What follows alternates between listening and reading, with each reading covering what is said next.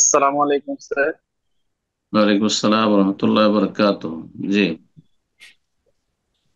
আমার প্রশ্নটি হচ্ছে কি, আমাদের গ্রামে অনেকজন ইসলাম বিরোধী কাজ করে। কোথা থেকে বলছেন? কোথা থেকে বলছেন? আমি ওই ধুলিয়ান আশপাশ থেকে বলছি, আপনার মুর্শিদাবাদে। মুর্শিদাবাদ। বলেন প্রশ্ন।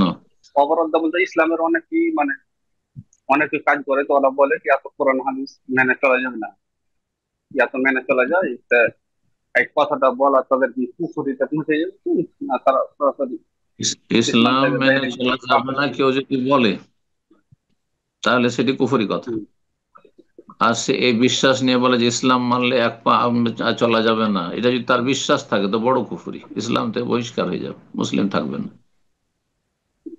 নবী সাল্লাল্লাহু আলাইহি ওয়াসাল্লাম বলছে ইন্নাদ-দীন ইউসরুন, দিন সহজ। সহিহ বুখারী হাদিস। কোরআন কারীমে স্বয়ং আল্লাহ রাব্বুল ইরশাদ করেছেন, ওমা জাআলা আলাইকুম ফিদ-দীন মিন হারাজ, দিনে কোনো কষ্ট সংকীর্ণতা নেই, কোনো সংকীর্ণতা নেই। যেখানে মুশকিল সেখানে আল্লাহ আসান করে দিয়েছেন।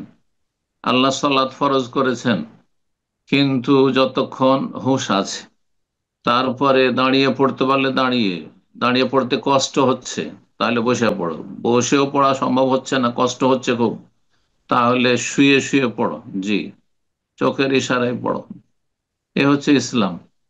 আল্লাহ রমজানের সিয়াম ফরজ করেছেন, কিন্তু ফামান কানা মিনকুম মারিদান আও আলা ফাইদ্দাতুম মিন আইয়ামিন উখার, অসুস্থ থাকো, সফরে থাকো, সফরে থাকলে আজকালকার সফর প্রায় আরামদায়ক, আর বা আল্লাহ জায়েজ করেছেন কষ্ট হইতে পারে, সেই জন্য অন্য দিনে সংখ্যাগুলি পূরণ করে নেবে। যার পয়সা নেই জাকাত নেই, যার পয়সা নেই দান সাদকা নেই, যার পয়সা নেই খেয়ে দেশে এসে যায়, তার হজ নেই, ওমরা নেই, কিচ্ছু নেই। সুবহানাল্লাহ, কত সহজ দিন। দিন খুব সহজ। বরং দিন যে যত বেশি পালন করবে, শারীরিক মানসিক পারিবারিক সব দিক থেকে সুস্থ থাকবে, ভালো থাকবে, শান্তিতে থাকবে।